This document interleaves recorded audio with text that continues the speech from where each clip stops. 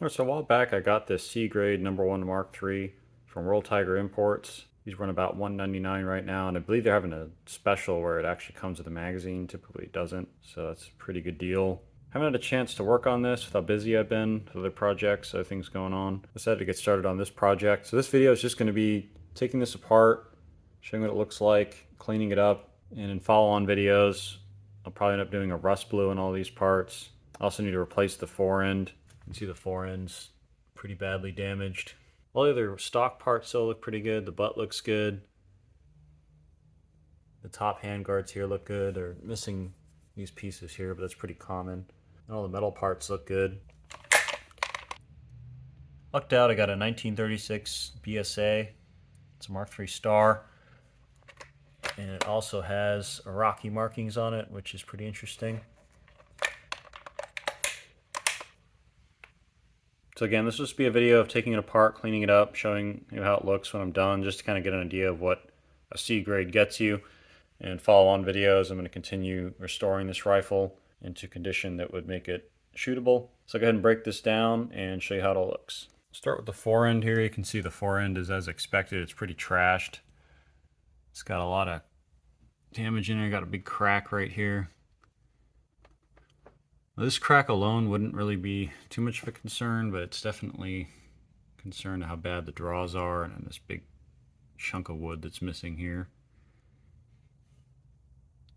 Otherwise, the forend looks pretty good. I mean, it's certainly possible this could be salvaged, but I'm not really going to bother with it.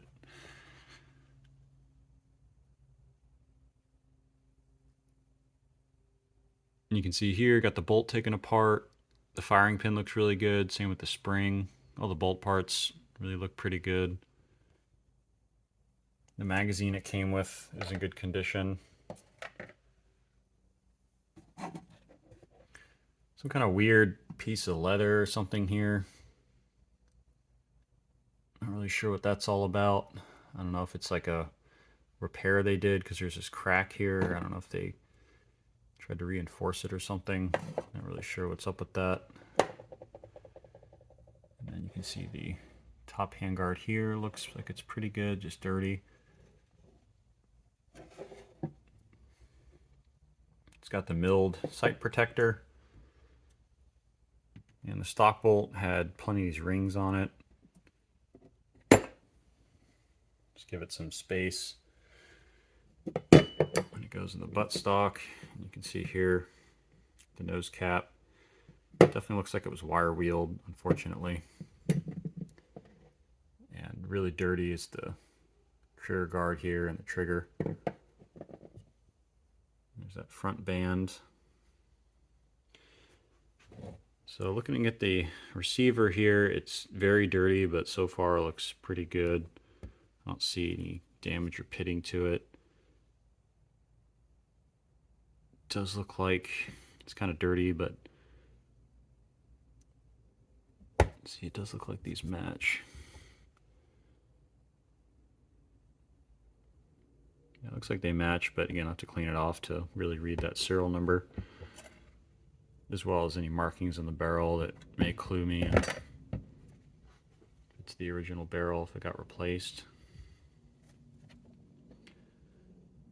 Got a rear sight there. The barrel's pretty filthy, but it looks like it's probably in pretty good condition. I don't really see any pitting or anything, which is a good sign. Turning it over, see there's that import mark.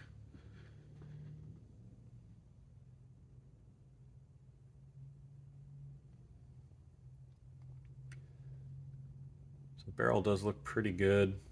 I did put all the little small screws and small parts in this can so I don't get lost, but the screws are actually pretty good on this. They have pretty good heads on them and got pretty good threads too.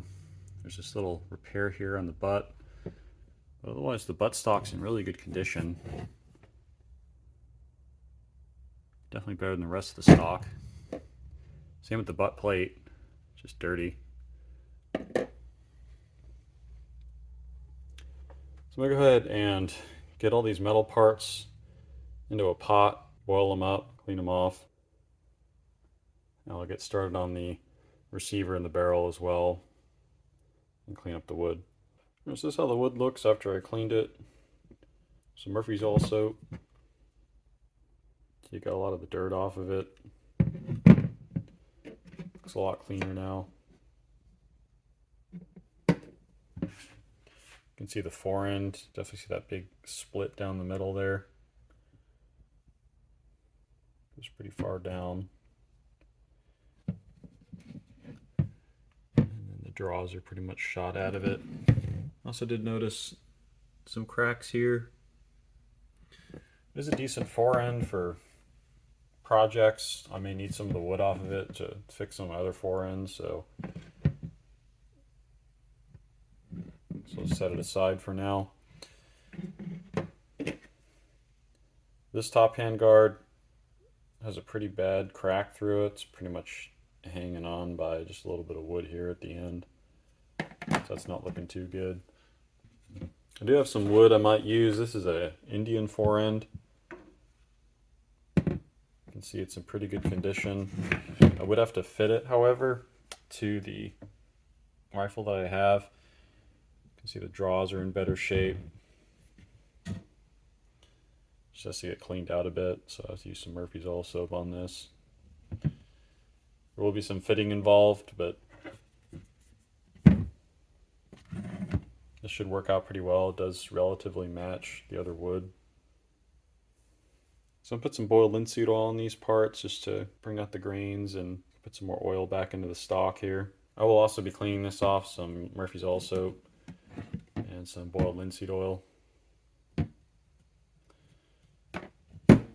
So this should all match up pretty well. Alright, so I got all the parts cleaned up for this. It turned out pretty well. Especially the butt plate. There's a lot of just dirt and grime and some corrosion from the brass that was in there.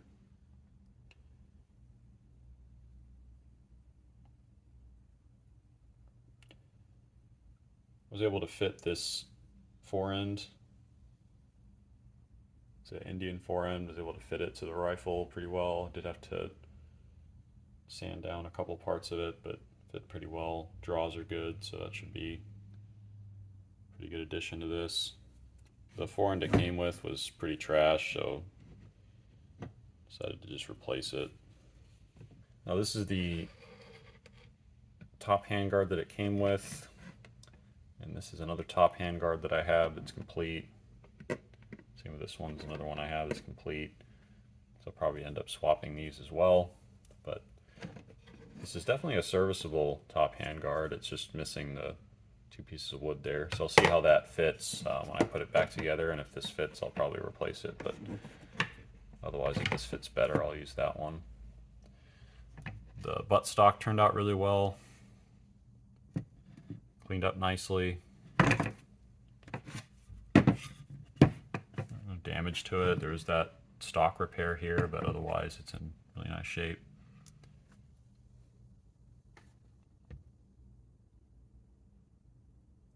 You can see the barrel's in pretty good condition too. I really do like how it has the BSA commercial mark here, as well as the Iraqi marks. So, got all the screws and everything in here. I'll put back on the weapon as I put it back together. So I'll go ahead and reassemble it with the new forend, and I'll show you how it looks. Alright, so I got it all put back together. You can see the butt looks pretty good. There's that Rocky marking there.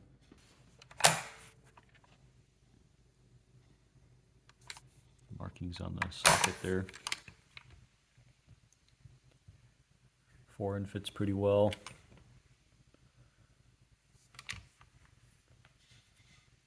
We'll have to get a spring to put in here. This is a little loose here, and I tightened all the way, so I'll have to put a spring in there to space out that nut there.